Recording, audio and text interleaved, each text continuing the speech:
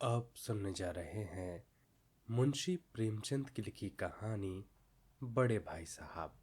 मेरे भाई साहब मुझसे 5 साल बड़े थे, लेकिन 3 दर्जे आगे। उन्होंने भी उसी उम्र में पढ़ना शुरू किया था जब मैंने शुरू किया, लेकिन तालीम जैसे महत्व के मामले में वह जल्दबाजी से काम लेना पसंद न करते थे। इस भवन की बुनियाद खूब मजबूत डालना चाहते थे, जिस पर आलीशान महल बन सके। 1 साल का काम 2 साल में करते थे, कभी कभी 3 साल भी लग जाते थे। बुनियाद ही पुख्ता ना हो तो मकान कैसे पायदार बने। मैं छोटा था, वह बड़े थे। मेरी उम्र 9 साल की और वह 14 साल के थे। उन्हें मेरी तंबीह और निगरानी का पूरा जन्म सिद्ध अधिकार था, और मेरी शालीनता इसी में थी कि मैं उनके हुक्म को कानून समझूं।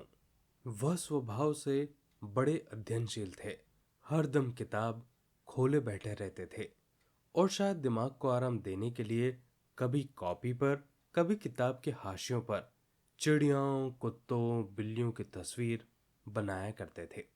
कभी कभी एक ही शब्द या वाक्य 10-20 बार लिख डालते। कभी एक शेर को बार बार सुंदर अक्षर से नकल करते। कभी ऐसी शब्द रचना करते जिसमें ना कोई अर्थ होता, ना ही कोई सामंजस्य। मसलन एक बार उनकी कॉपी पर मैंने ये इबारत देखी, स्पेशल, अमीना, भाइयों भाइयों, दरअसल, भाई भाई, राधे श्याम, श्रीयुक्त राधे श्याम। 1 घंटे तक। इसके बाद एक आदमी का चेहरा बना हुआ था। मैंने चेष्टा की कि इस पहेली का अर्थ निकाल सकूं, लेकिन असफल रहा और उनसे पूछने का साहस ना हुआ। वह 9वीं जमात में थे, मैं 5वीं में। उनकी रचनाओं को समझना मेरे लिए छोटा मुंह बड़ी बात थी। मेरा जी पढ़ने में बिल्कुल न लगता था। 1 घंटा भी किताब लेकर बैठना पहाड़ था। मौका पाते ही हॉस्टल से निकलकर मैदान में आ जाता। कभी कंकरियां उछालता, कभी कागज की तितलियां उड़ाता, और कहीं कोई साथी मिल जाए तो फिर पूछना ही क्या। कभी चार दीवारी पर चढ़कर नीचे कूद रहे हैं, कभी फाटक पर वार उसे आगे पीछे चलाते हुए मोटर कार का आनंद उठा रहे हैं। लेकिन कमरे में आते ही भाई साहब का रौद्र रूप देखकर प्राण सूख जाते। उनका पहला सवाल होता, कहाँ थे? हमेशा यही सवाल इसी ध्वनि में पूछा जाता था, और इसका जवाब मेरे पास केवल मौन था। न जाने मुंह से ये बात क्यों न निकलती थी कि जरा बाहर खेल रहा था। मेरा मौन ये कह देता था कि मुझे अपना अपराध स्वीकार है, और भाई साहब के लिए इसके सिवा और कोई इलाज न था कि रोज से मिले हुए शब्दों से मेरा सत्कार करें। इस तरह अंग्रेजी पढ़ोगे तो जिंदगी भर पढ़ते रहोगे और एक हर्फ ना आएगा। अंग्रेजी पढ़ना कोई हंसी खेल नहीं है कि जो चाहे पढ़ ले। नहीं, ऐरा गैरा नत्थु खैरा सभी अंग्रेजों के विद्वान हो जाते। यहाँ रात दिन आंखें फोड़नी पड़ती है और खून जलाना पड़ता है जब कहीं विद्या आती है। और आती ही क्या है, हाँ, कहने को आ जाती है। बड़े बड़े विद्वान भी शुद्ध अंग्रेजी नहीं लिख सकते, बोलना तो दूर रहा। और मैं कहता हूं, तुम कितने गूंगा हो कि मुझे देखकर भी सबक नहीं लेते। मैं कितनी मेहनत करता हूं, तुम खुद ही अपने आंखों देखते हो। अगर नहीं देखते तो जो तुम्हारी आंखों का कसूर है, तुम्हारी बुद्धि का कसूर है। इतने मेले तमाशे होते हैं, मुझे देखा कभी तुमने जाते हुए? रोज ही क्रिकेट और हॉकी के मैच होते हैं, मैं पास नहीं फटकता, हमेशा पढ़ता रहता हूँ। उस पर भी एक एक दर्जे में 2-2, 3-3 साल पढ़ा रहता हूँ। फिर तुम कैसे ही आशा करते हो कि तुम यूं खेल कूद में वक्त गवाकर पास हो जाओगे? मुझे तो 2 ही 3 साल लगते हैं। तुम उम्र भर इसी दर्जे में पड़े सड़ते रहोगे। अगर तुम्हें इसी तरह अपनी उम्र गंवानी है तो बेहतर है कि घर चले जाओ और मजे से गुल्ली डंडा खेलो। दादा की गाड़ी कमाई के रुपये क्यों बर्बाद करते हो? मैं ये लताड़ सुनकर आंसू बहाने लगता। जवाब ही क्या था? अपराध तो मैंने किया, लताड़ कौन सा है? भाई साहब उपदेश देने की कला में निपुण थे। ऐसी ऐसी लगती बातें कहते, ऐसे ऐसे सुक्ति बाण चलाते कि मेरे जिगर के टुकड़े टुकड़े हो जाते और हिम्मत छूट जाती। इस तरह जान तोड़कर मेहनत करने की शक्ति मैं अपने आप में ना पाता था और उस निराशा में जरा देर के लिए सोचने लगता, क्यों ना घर चला जाऊं। जो काम मेरे बूते से बाहर है उसमें हाथ डालकर क्यों अपनी जिंदगी खराब करूं। मुझे अपना मूर्ख रहना मंजूर था, लेकिन उतनी मेहनत से तो चक्कर आ जाता था। लेकिन घंटे 2 घंटे बाद निराशा के बादल फट जाते और मैं इरादा करता कि आगे से खूब जी लगाकर पढ़ूंगा। चटपट एक टाइम टेबल बना डालता, बिना पहले से नक्शा बनाए, बिना कोई स्कीम तैयार किए काम कैसे शुरू किया जाए। टाइम टेबल में खेल कूद की मद बिल्कुल उड़ जाती। प्रातः काल उठना, 6 बजे मुंह हाथ धोकर नाश्ता करके पढ़ने बैठ जाना। 6 से 8 तक अंग्रेजी, 8 से 9 तक हिसाब, 9 से 9:30 तक इतिहास, फिर भोजन और स्कूल। 3:30 बजे स्कूल से वापस लौटकर आधा घंटा आराम। 4 से 5 तक भूगोल, 5 से 6 तक ग्रामर, आधा घंटा हॉस्टल के सामने टहलना। 6:30 से 7 तक अंग्रेजी कॉम्पोजिशन, फिर भोजन करके 8 से 9 तक अनुवाद, 9 से 10 तक हिंदी, 10 से 11 तक विविध विषय, फिर विश्राम। मगर टाइम टेबल बना देना एक बात है, उस पर अमल करना दूसरी बात। पहले ही दिन से उसकी अवहेलना शुरू हो जाती।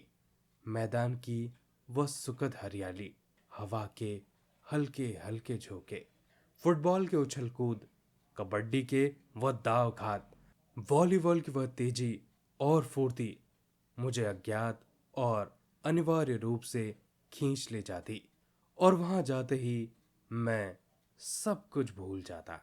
वह जानलेवा टाइम टेबल, वह आंख फोड़ पुस्तकें किसी को याद न रहती और फिर भाई साहब को नसीहत और फजीहत का अवसर मिल जाता। मैं उनके साय से भागता, उनकी आंखों से दूर रहने की चेष्टा करता, कमरे में इस तरह दबे पांव आता कि उन्हें खबर ना हो। उनकी नजर मेरी ओर उठी और मेरे प्राण निकले। हमेशा सिर पर नंगी तलवार सी लटकी मालूम होती। फिर भी जैसे मौत और विपत्ति के बीच में भी आदमी मोह और माया के बंधन में जकड़ा रहता है। मैं फटकार और घुटकियां खाकर भी खेलकूद का तिरस्कार न करता। सालाना इम्तिहान हुए, भाई साहब फेल हो गए और मैं पास हो गया और दर्जे में प्रथम आया। मेरे और उनके बीच केवल 2 साल का अंतर रह गया। जी में आया भाई साहब को आड़े हाथों लूं। आपकी वह घोर तपस्या कहाँ गई? मुझे देखिए, मजे से खेलता रहा और दर्जे में अव्वल भी हूं। लेकिन वह इतने दुखी और उदास थे कि मुझे उनसे दिली हमदर्दी हुई और उनके घाव पर नमक छिड़कने का विचार ही लज्जास्पद जान पड़ा। हाँ, अब मुझे अपने ऊपर कुछ अभिमान हुआ और आत्म अभिमान भी बढ़ गया। भाई साहब का वारोब मुझ पर ना रहा। आजादी से खेल कूद में शरीक होने लगा। दिल मजबूत था। अगर उन्होंने मेरी फजीयत की तो साफ कह दूंगा, आपने अपना खून जलाकर कौन सा तीर मार लिया? मैं तो खेलते कूदते दर्जे में अव्वल आ गया। जवाब से यह हेकड़ी जताने का साहस न होने पर भी मेरे रंग ढंग में साफ जाहिर होता था कि भाई साहब का वह आतंक अब मुझ पर नहीं है। भाई साहब ने इसे भाप लिया। उनकी बुद्धि बड़ी तीव्र थी और एक दिन जब मैं भोर का सारा समय गुल्ली डंडे की भेंट करके ठीक भोजन के समय लौटा तो भाई साहब मैं मानो तलवार खींच ली और मुझ पर टूट पड़े। देखता हूं, इस साल पास हो गए और दर्जे में अव्वल आ गए, तो तुम्हें दिमाग हो गया? मगर भाईजान, घमंड तो बड़े बड़ों का नहीं रहा। तुम्हारी क्या हस्ती है? इतिहास में रावण का हाल तो पढ़ा ही होगा। उसके चरित्र से तुमने कौन सा उपदेश लिया, या यूं ही पढ़ गए हो? महज इम्तिहान पास करना कोई बड़ी चीज नहीं। असल चीज है बुद्धि का विकास। जो कुछ पढ़ो उसका अभिप्राय समझो। रावण भूमंडल का स्वामी था। ऐसे राजाओं को चक्रवर्ती कहते हैं। आजकल अंग्रेजों के राज्य का विस्तार बहुत बड़ा हुआ है, पर उन्हें चक्रवर्ती नहीं कह सकते। संसार में अनेकों राष्ट्र अंग्रेजों के आधिपत्य स्वीकार नहीं करते, बिल्कुल स्वाधीन है। रावण चक्रवर्ती राजा था। संसार के सभी महीप उसे कर देते थे। बड़े बड़े देवता उसकी गुलामी करते थे। आग और पानी के देवता भी उसके दास थे। मगर उसका अंत क्या हुआ? घमंड ने उसका नामो निशान तक मिटा दिया। कोई उसे चुल्लू भर पानी देने वाला भी ना बचा। आदमी जो कुकर्म चाहे वह करे, पर अभिमान न करे, इतराए नहीं। अभिमान किया और दीन दुनिया से गया। शैतान का हाल तो पढ़ा ही होगा। उसे भी अभिमान हो गया था कि ईश्वर का उससे बड़ा कोई सच्चा भक्त नहीं है। अंत में क्या हुआ? स्वर्ग से नरक में ढकेल दिया गया। शाहरुम ने भी एक बार अहंकार किया था, भीख मांग मांग कर मर गया। तुमने तो अभी केवल एक दर्जा पास किया है और अभी से तुम्हारा सिर फिर गया है। तब तो तुम आगे बढ़ चुके। यह समझ लो कि तुम अपनी मेहनत से पास नहीं हुए हो। अंधे के हाथ बटेर लग गई है, मगर बटेर केवल एक बार हाथ लग सकती है, बार बार नहीं। कभी कभी गुल्ली डंडे में अंधा चोट निशाना पड़ जाता है, उससे कोई सफल खिलाड़ी नहीं हो जाता। सफल खिलाड़ी वह है जिसका कोई निशान खाली ना जाए। मेरे फेल होने पर न जाओ। मेरे दर्जे में आओगे तो दांतों पसीना आएगा। जब एलजेब्रा और ज्योमेट्री के लोहे के चने चबाने पड़ेंगे और इंग्लिस्तान का इतिहास पढ़ना पड़ेगा। बादशाहों के नाम याद रखना आसान नहीं है। 8-8 हेनरी हो गुजरे हैं। कौन सा कांड किस हेनरी के समय हुआ है, क्या यह याद कर लेना आसान समझते हो? हेनरी 7वें की जगह हेनरी 8वां लिखा और सब नंबर गायब। सफा चट। सिफर भी ना मिलेगा, सिफर भी। हो किस ख्याल में? दर्जनों तो जेम्स हुए हैं, दर्जनों विलियम्स, कौड़ियों चार्ल्स। दिमाग चक्कर खाने लगता है, आंधी रोग हो जाता है। इन अभागों को तो नाम भी ना सूझते थे। एक ही नाम के पीछे दोयम तेयम चारम पंचम लगाते चले गए। मुझसे पूछते तो 10 लाख नाम बता देता। और ज्योमेट्री तो बस खुदा की पनाह। अ ब ज की जगह अ ज ब लिख दिया और सारे नंबर कट गए। कोई निर्दयी मुमतहीनों से नहीं पूछता कि आखिर अ ब ज और अ ज ब में क्या फर्क है, और व्यर्थ की बातों के लिए क्यों छात्रों का खून करते हो? दाल भात रोटी खाई या भात दाल रोटी खाई, इसमें क्या फर्क है? मगर इन परीक्षकों को क्या परवाह।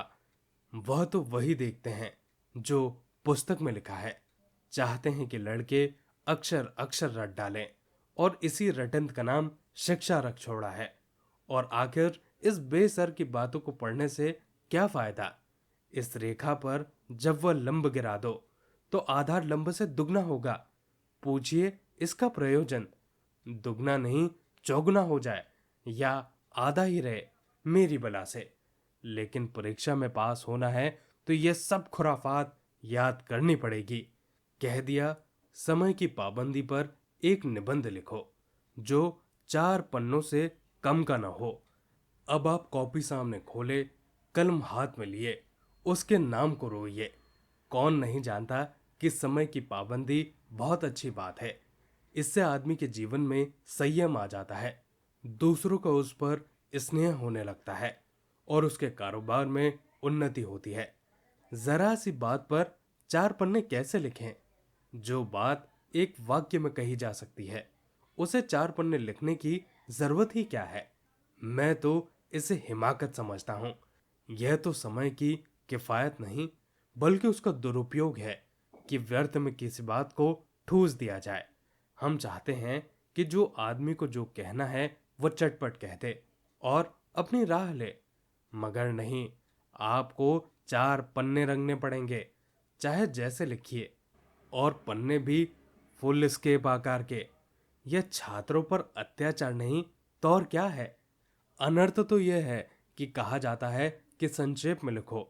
समय की पाबंदी पर संक्षेप में एक निबंध लिखो जो 4 पन्नों से कम का ना हो।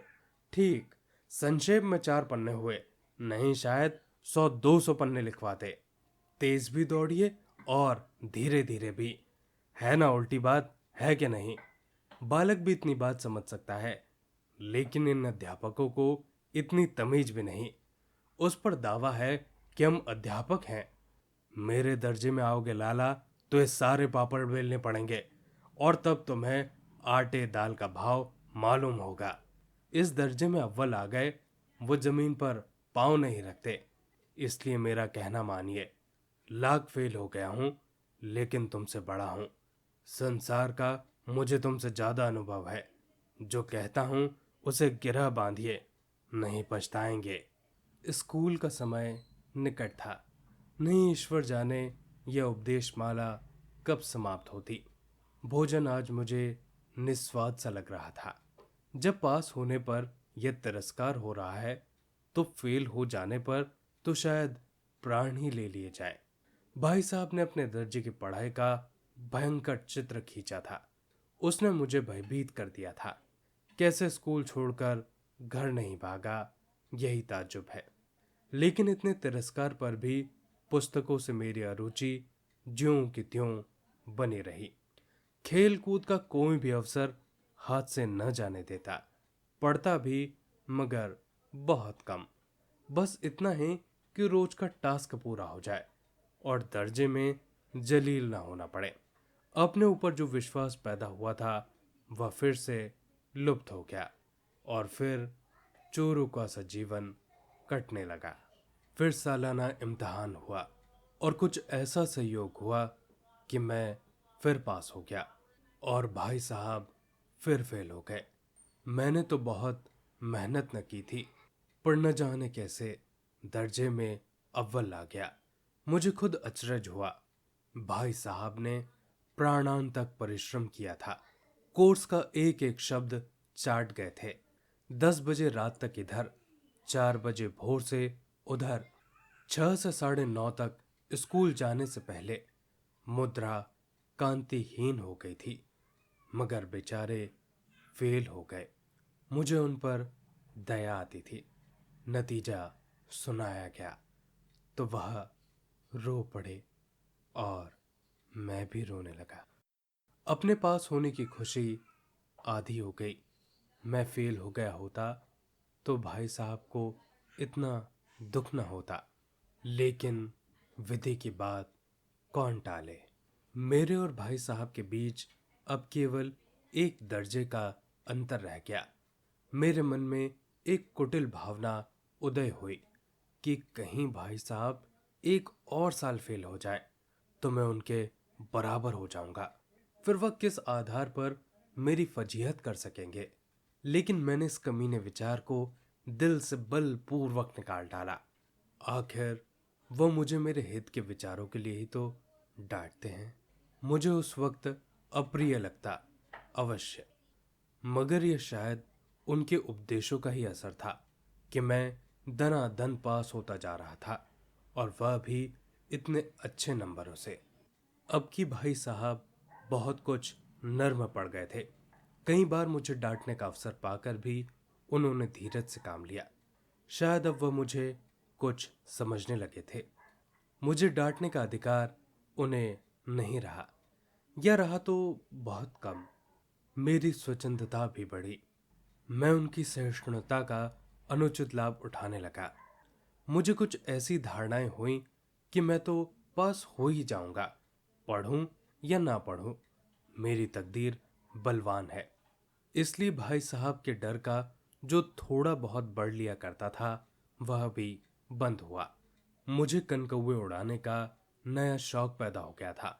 कनकोए का मतलब होता है पतंग। अब सारा समय पतंगबाजी को ही भेंट होने लगा। फिर भी मैं भाई साहब का अदब करता था और उनकी नजर बचाकर कनकौए उड़ाने भाग जाता था। मांझा देना, कन्ने बांधना, पतंग टूर्नामेंट की तैयारियां आदि समस्याएं अब गुप्त रूप से हल की जाती थी। भाई साहब को यह संदेह न करने देना चाहता था कि उनका सम्मान और लिहाज मेरी नजरों में कम हो गया है। एक दिन संध्या समय हॉस्टल से दूर एक कनकौआ लूटने बेतहाशा दौड़ा जा रहा था।